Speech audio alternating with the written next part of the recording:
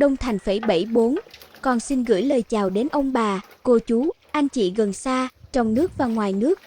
Kính mong mọi người chia sẻ và đăng ký kênh để giúp con thêm niềm tin và động lực trên hành trình phía trước.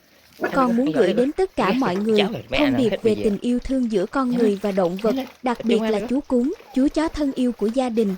Từ tình thương đó, chúng ta hãy biết trân trọng, che chở và gìn giữ các sinh linh cùng tồn tại trên trái đất này.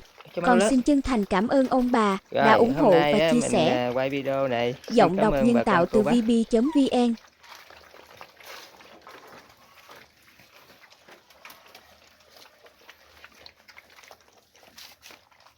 Đã mọi người.